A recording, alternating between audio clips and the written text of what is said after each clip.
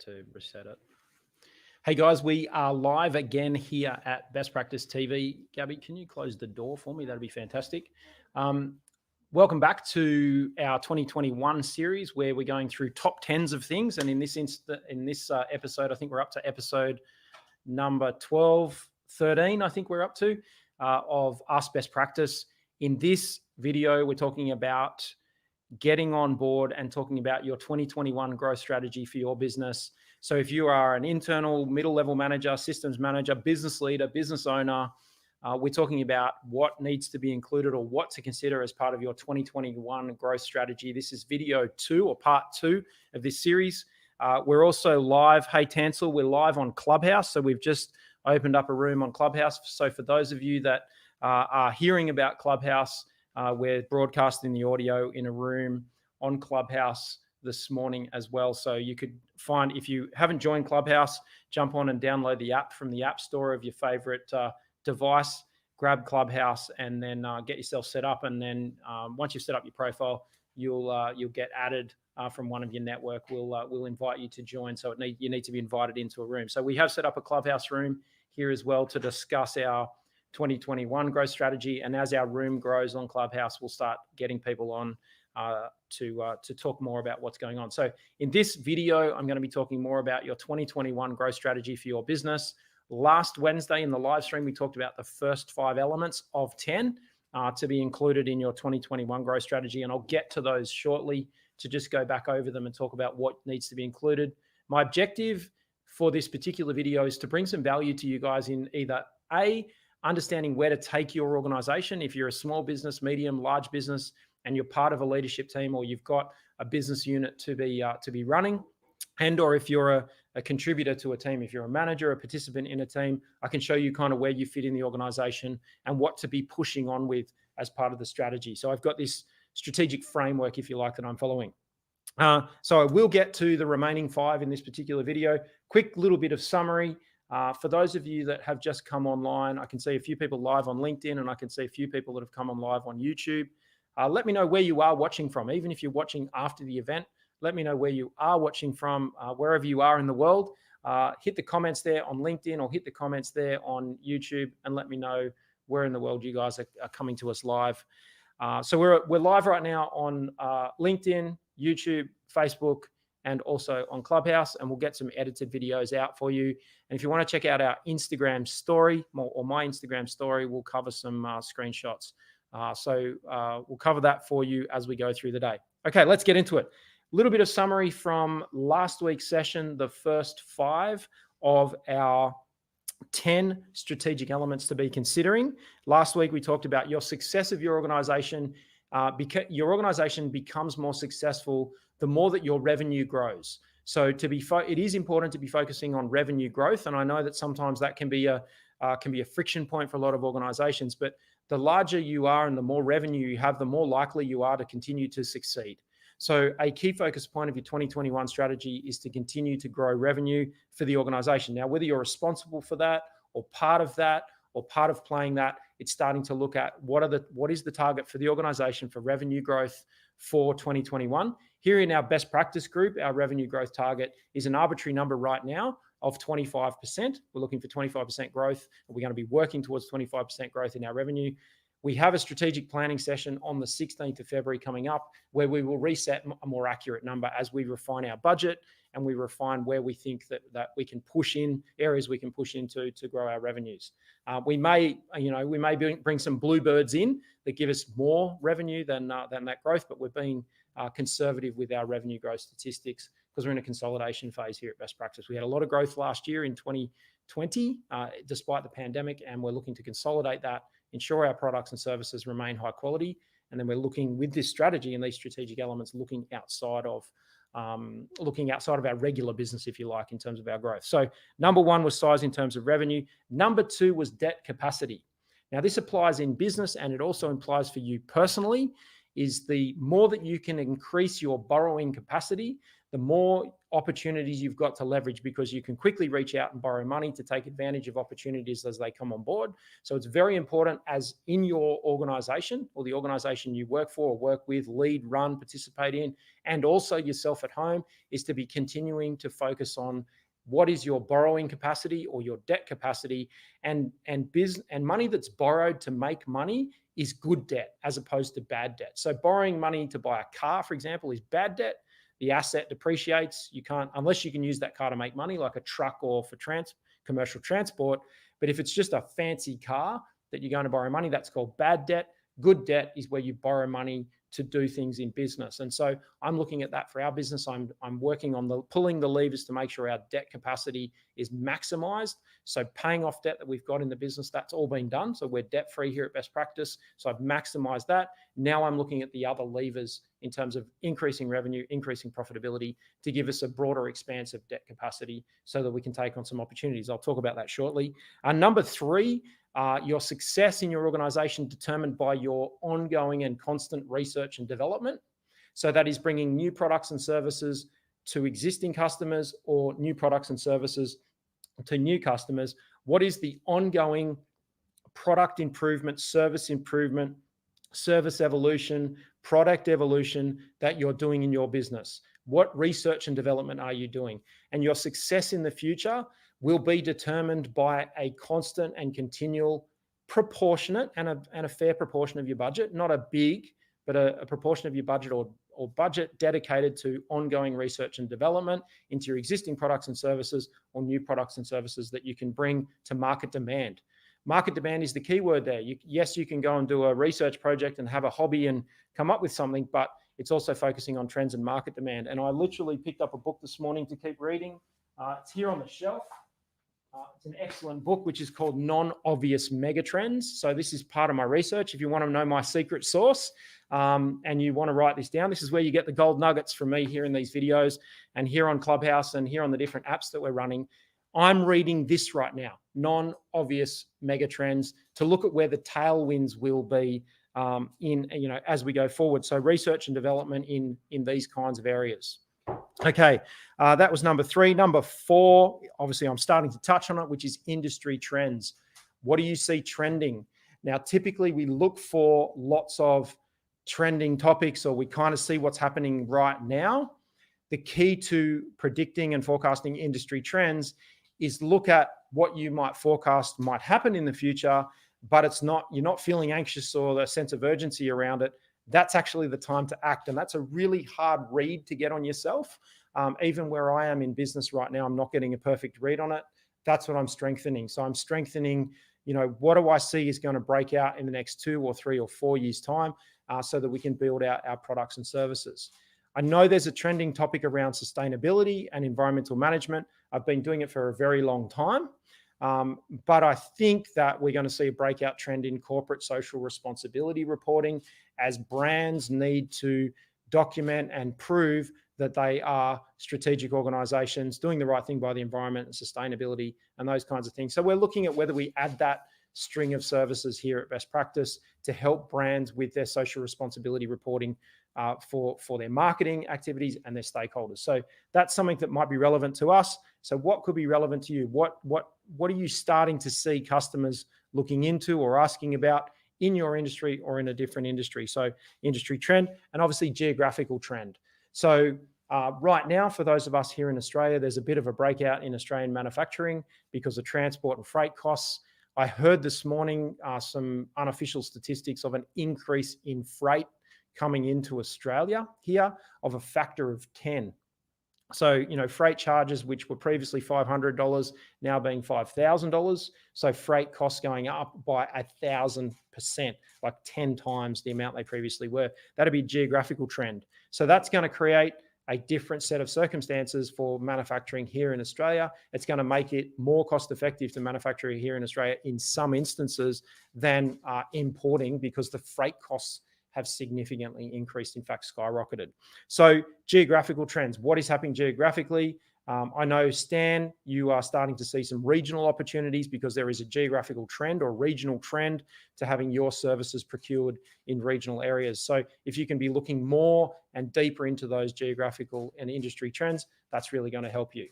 Okay, that is the first 5. Size in terms of revenue, debt capacity, research and development, industry trends, geographical trends. They were the first 5 that we covered last week. So I hope you're enjoying this content. Let's get into this week. So those of you that have come online and are watching us wherever you might be in the world, let me know where you are watching from. G'day, Ashley. G'day, Stan. G'day, Adam. Good to have you guys on LinkedIn and YouTube this morning. And we've got a couple of people. We've got one person there in our Clubhouse room as we're new to Clubhouse. This is our first broadcast. Madai, North Carolina in USA. Thank you very much. I hope I've said your name properly. Good to have you guys on board. If you have got questions, you've got the comments there. You can know how to use the questions section there. I want to help you with your growth strategy, and I want you to be focusing on this. Now, my disclaimer here, it's not everything. It's not listening to everything that I'm saying here and making sure that you do all 10 of these. I'm only choosing 4 here at Best Practice as part of our growth strategy as focus points for myself in our 2021 growth plan and our 2021 strategy for our business. And I'll get into those because I talked about 2 last year. Increasing debt capacity, that's been done. We're going to focus on growing our revenue. That's number 1 from the first 5. We're having a bit of a look at industry trends, but our focal points come in the next 5. So let's get into part 2. If you have got questions, let me know in the comments on YouTube or on LinkedIn if this is helping you and if it is interesting and you want to hear more of this, because we'll do more of it for you guys in the next couple of live streams. Okay, black tea this morning. Lovely T2 English breakfast. If you haven't tried that, it's absolutely fantastic. Lovely sweet tea. Okay, big moves in these areas for Best Practice in 2021, and I want you to be thinking about what are your big moves that you can be doing in these key areas. So let's get into it. The first one is mergers and acquisitions and divestments. Businesses going viral and trending, and we think about the case studies that we read in books like Good to Great by Jim Collins, the McKinsey books, the Beyond the Hockey Stick book that McKinsey's talk about, any of these business books, the business books that talk about Apple, the different brands that have broken out.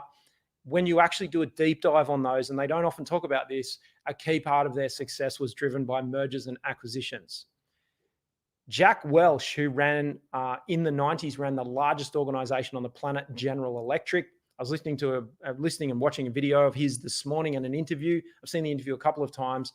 Jack Welch, in the peak of GE, they were buying a business a day.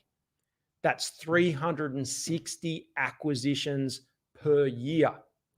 And so the success of your organization from a strategic planning perspective and strategic growth perspective, whether you're a small micro business or a large business, it will, with a big move from an acquisitions perspective. So just using the term acquisition, what am I doing or thinking about from an acquisitions perspective, whether it's a business, whether it's a specific product that you're buying into or a service or something that you can bring into your organization? What are you doing in 2021 or 2022 or even 2023? So we've been working on our revenue. We've been working on our debt capacity. That is going to help us open up the opportunity to go and buy something. So myself personally, I'm doing some online learning around buying businesses with no money down. So what can I do there? So how do I identify businesses we could potentially buy? How do we look at businesses that we could invest in? How can I do that? How can I do that with no money down to minimize our risk? Or do I go borrow money to increase that? So for you guys listening to this, it needs to be a key part of your strategy to consider. I'm not saying do it, but to consider what acquisitions look like that. As we start buying businesses, we can start looking at divestments. So we can start talking about that, and I'll have more on that in a second. So that's General Electric. That's a lot. That's a lot. Buy one business a day. More reasonably, what we need to have is a steady diet of due diligence.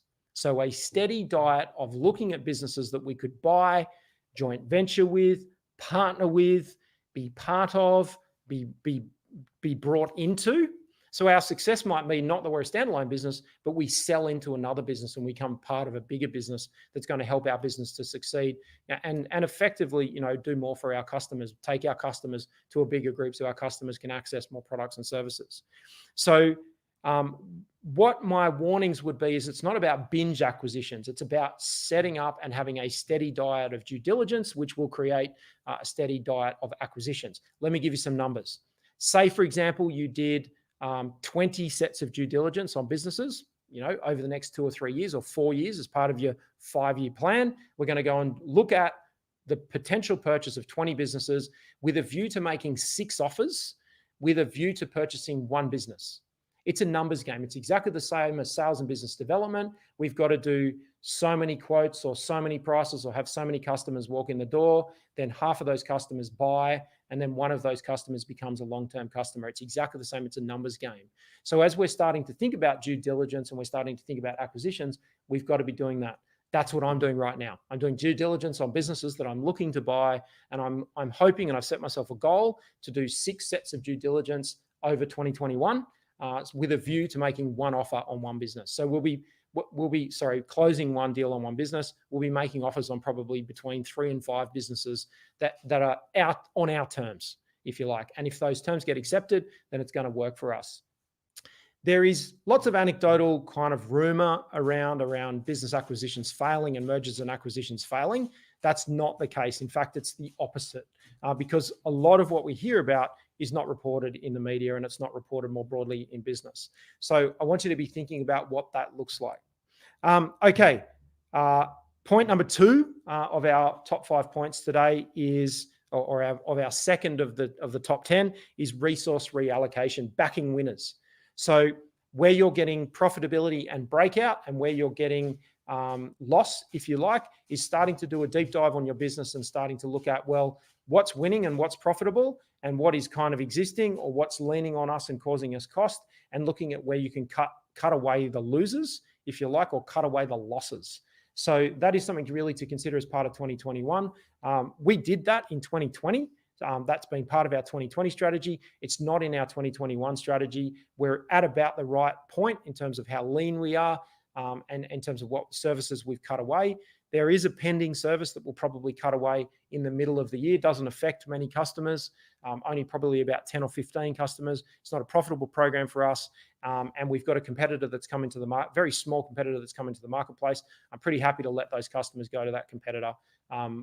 We can't offer the level of quality that we want to for the price and for the margin that we're making on that. And so we're going to cut that loose and let it go about the middle of 2021. So that'll be a bit of a divestment. We're not selling it off, but we are just going to close down that product and service offering.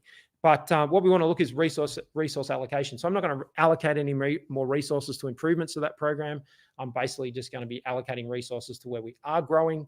For us here at Best Practice, on our existing services, our cybersecurity and information security program is going really, really well for us. And it's where we want to go as a brand in terms of actually protecting integrity of products and services so your customers have great experience. We're going to be backing that winner, if you like. Okay, so point number 2 was resource reallocation. What are you doing with resource reallocation as part of your 2021 growth strategy? What are you involved in, or what are you part of? Point number 3 in part 2 of our 10-part series, part 2 of our 2-part series on our 10 elements is capital expenditure. Your success of your organization and the success of what you guys are doing is related to CapEx. And I've been in lots of corporate meetings where there's a freeze on CapEx and we're not spending any more money on capital expenditure, but you have to be investing your capital so that you can get a return on that investment. If you don't make an investment, you can't get any return on investment. And so it makes sense to include as point number 7 as part of your business growth strategy, the consideration of how much of our budget for this year, how much of our revenue for this year, how much of the money we're making this year are we reinvesting in the organization? And that's, that is reinvesting in research and development, reinvesting in looking into trends, investing capital in mergers and acquisitions, investing capital in growth of the organization, and some of the projects in the next 2 points I'm about to talk about. But investment of capital expenditure. What capital expenditures are you making in 2021? What do you plan to make in 2021? And what percentage of your budget, what percentage of your retained earnings from your balance sheet are you going to be reinvesting in the business in those different key parts? You can see all these things are starting to link together, and I'll go over them shortly. Again, to cover them all off for you, the 10 points. Point number 8, let's get into it. Productivity improvements. It's really important to be thinking about preventative action and productivity improvements. We have a productivity improvement project happening here at Best Practice right now. Candice is running that project with Emily. They're going through and looking at what can we systemize in some of our processes that are new from 2020. As part of 2021 strategy, we've got business productivity improvements, and we're looking at, can we increase the capacity of Best Practice by making some efficiency improvements? That's the goal. So how can we get more out of what we're doing, specifically with some capital investment in some software, to get software to help us do what we're doing. Like right now, what we're doing is we're scaling social media. Luke's doing live Instagram stories. I've got Clubhouse running right now with a room on Clubhouse. We're broadcasting audio there. We've got YouTube, we've got LinkedIn, and we've built ourselves a studio to scale that. So that's symptomatic of a productivity improvement. We're literally producing, about 8 pieces of social media content right now. And that's from a productivity improvement. So can we get better at it? Absolutely. But that's something that we're looking at. So what productivity improvement are you doing in your organization? What are you doing to improve your sales process? What are you doing to improve your marketing? What are you doing to improve your operational processes, or your delivery, or your service, or your product, or your research and development for you and your products and services that you offer, you sell to your customers across your business? So I used to say, for small businesses, and I think this is still relevant, there's 7 days in the week, there's 7 parts to the business: marketing, sales, finance, operations, human resources, professional development, and then, maybe industry study or industry trends. And if you just did an hour each day on each of those silos of your business, then that's going to give you productivity improvements. Work on one siloed part of your business every day. Work on the business, not in the business. And that's relevant to you, Ashley, at ProTech, as it's relevant to Stan, as it's relevant to any of the guys, Adam even. So thinking about you as a person, or you as a brand, and in your organization, leading the organization to be looking at productivity improvements across the different divisions, if you like. And I know you've got 7 divisions there at Ashley, the division 1 through 7 over there in your organization. So it's really simple. 1 hour of improvement in those different divisions each day of the week is going to see you grow and improve, expand capacity. And the final one is differentiation improvement. I think this goes without saying.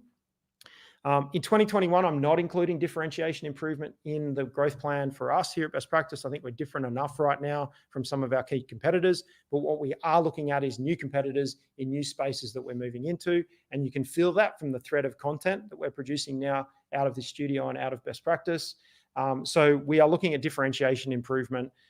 As your marketplace, as your customers become more sophisticated, they're looking for differences, and they're looking to, if there's only one provider, you can kind of buy one, but then as the market becomes more sophisticated, people want slightly different things, and the market starts to open up for differences. And I'll give you an iPhone as an example. I have an enormous iPhone because I do everything in the business on this particular device. But you can buy different sizes of iPhones because the market's becoming more sophisticated. So differentiation, Apple is offering different products as part of the same product line. You can buy all the different devices. I need a keypad, I need a screen, I've got a MacBook, and then you've got MacBook Pros, MacBook Pros, Airs, all the different things. I've got a MacBook Pro, and there's different sizes of that. You can see the market becoming more sophisticated. So from a differentiation perspective, what other types of services that are subtly different can you offer? Stan, have you got a gold, a platinum, a gold, a silver, and a bronze service that you could be offering different customers, particularly for the more price-sensitive regional customers that you've got, or the private customers? The breakout, there will be a breakout later on this year in private events where people don't want to go into that kind of public space.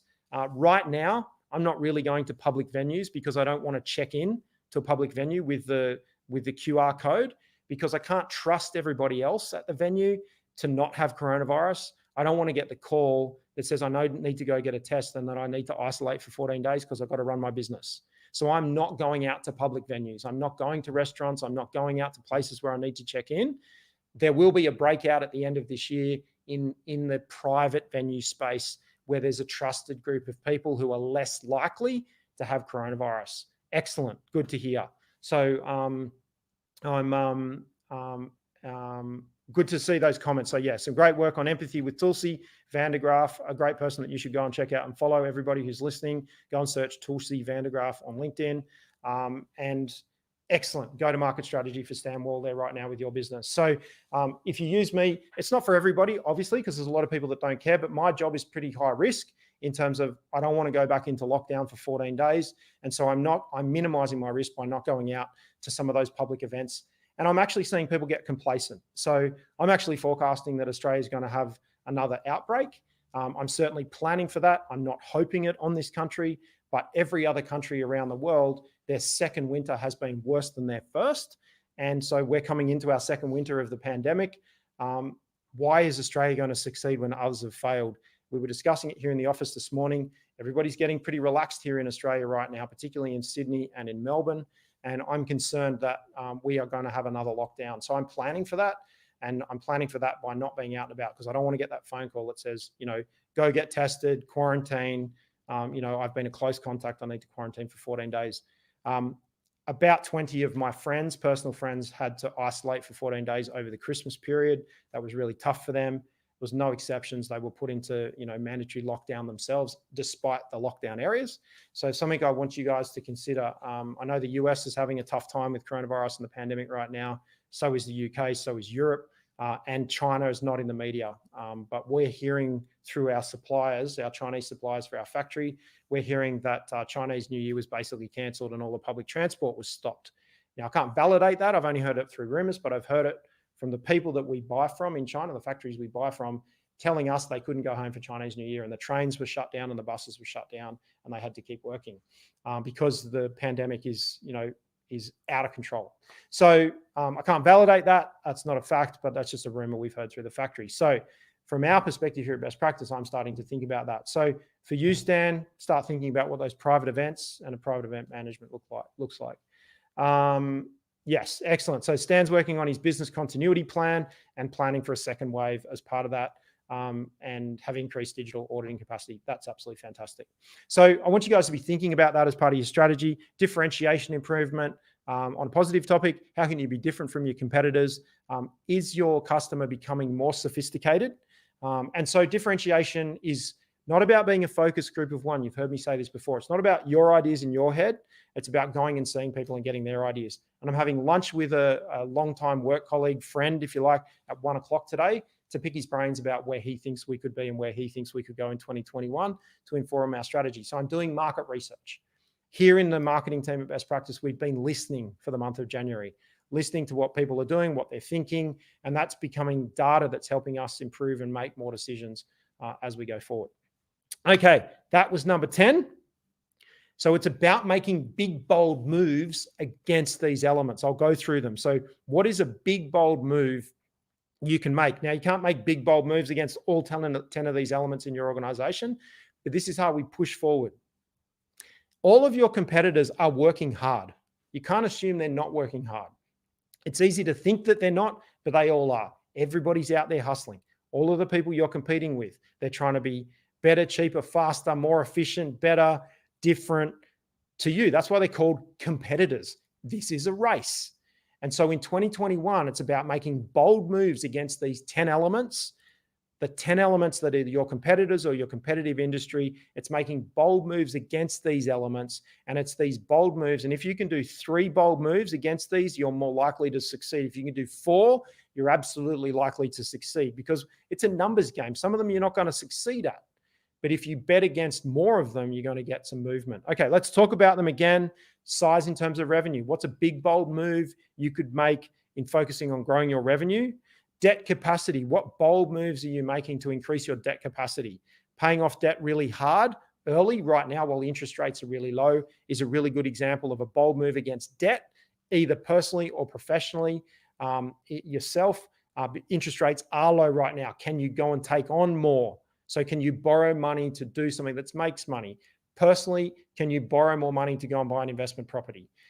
Money is cheap right now. And it's a good example of if you can get the little business case or business structure, little model to work, now is the right time to be taking on debt, but it's also the right time to be clearing debt. So good debt, if you like. Research and development, yourself personally in the business that you're working for, the business that you're leading, what research and development investments are you making? It needs to be a standing component in your budget every year. And a big, bold move against research and development is going to get you ahead in the future, particularly if it can relate to the next topic, which is industry trend. Research and development against an industry trend to build a product or service that you can sell that's ahead of a trend. Now, what is an indicator of trend? It doesn't feel urgent right now. There's no sense of urgency. You can see it's going to happen. You can predict it's going to happen. You know it's going to happen, but you don't feel compelled to do it right now. You've got to gear yourself and motivate yourself and excite yourself to create a sense of urgency so that you can deploy it. Geographical trends, what's happening geographically? Is there more construction in a particular area? Is there more construction in a particular sector? Are we building houses? Are we doing commercial? I'd be moving away right now from commercial interiors, for example, because there's a lot of people that are not going back to commercial offices. Offices are going to contract in size in 2021. Every month that goes by, another 3-year lease on a commercial property expires and the tenant is month to month. We were fortunate enough at the beginning of 2020 to be already on month to month in our commercial lease.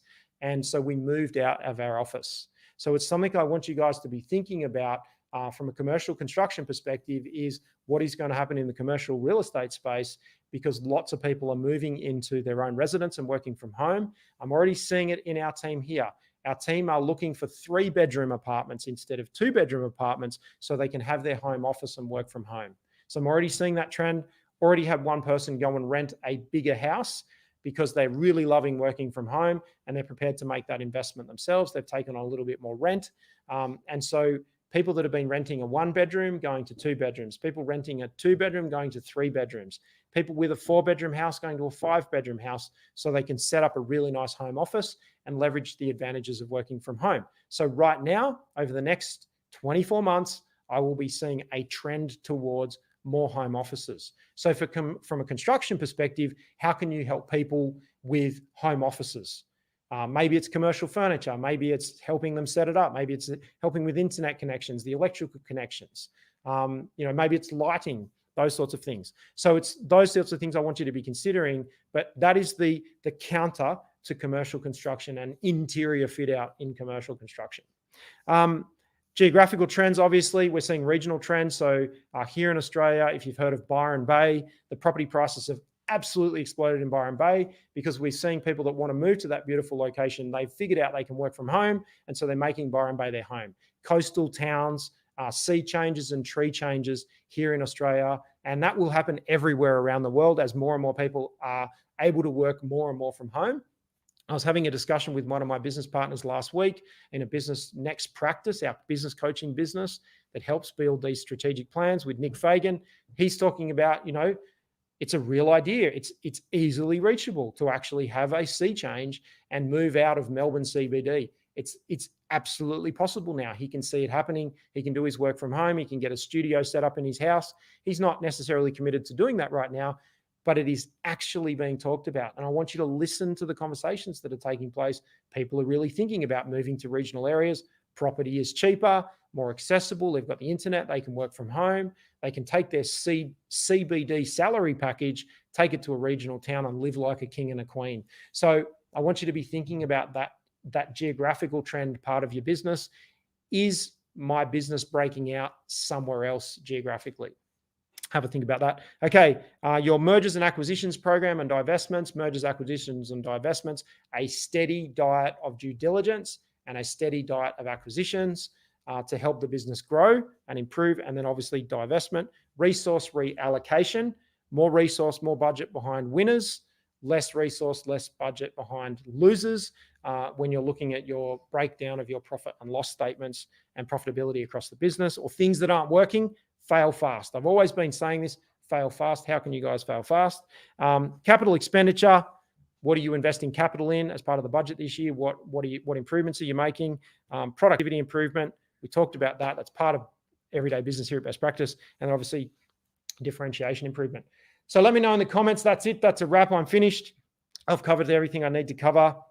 If any of you guys that are still online live on YouTube, has this been helpful? What are some of the key insights that you've taken away from this? I'm keen to answer your questions.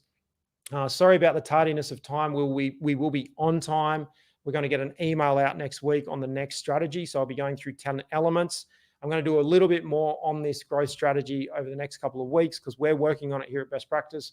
I want to share our journey with you as we go through that. I'll tell you what I'm working on, how I'm doing it. I'm here to help you guys. I'm here to answer questions.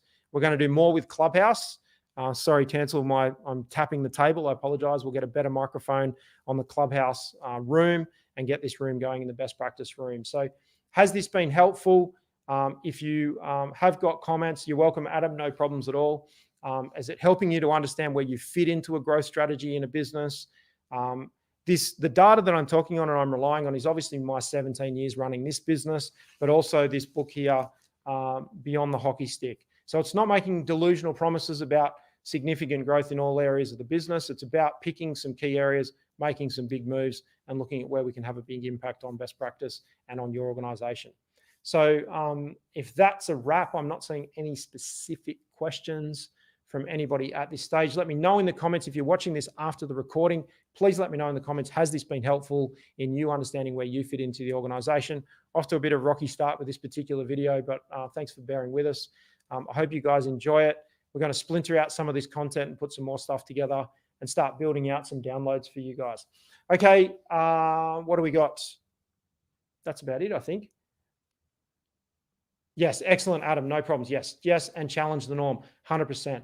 If anybody ever wants me to come in and talk to you guys or have a Zoom call with you guys, with your organization to talk specifically about this, I'm more than happy to do that. We can do a 30-minute one-on-one or one on your team. I'm happy to present specifically to your team and talk about the growth strategy elements and what to be focusing on in your organization. So if you guys ever want me to sort of do this 30 minutes privately with your group, just reach out. I'm more than happy to do that. I'll sit here in the studio, fire up my laptop, costs you nothing. I'm more than happy to. It gives me a bit of data in terms of what you guys are thinking, what you're focusing on, what the different challenges are. So for me, what do I get out of it? I'll get some market research in terms of what you guys are working on. What do you get out of it? I can give you some direction and coach you into the right places to help your organization grow and survive and outpace your competitors in 2021. So I hope this has been helpful. Hit the like button if you have enjoyed it.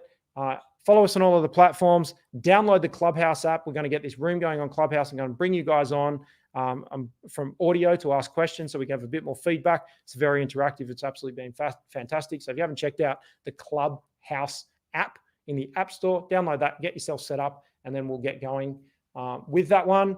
If you have got any questions, you can direct message me on LinkedIn, comment on the YouTube video. If you're not following the YouTube channel, Best Practice, we've got more of this great stuff coming out. So go jump on the Best Practice YouTube channel, hit the subscribe button.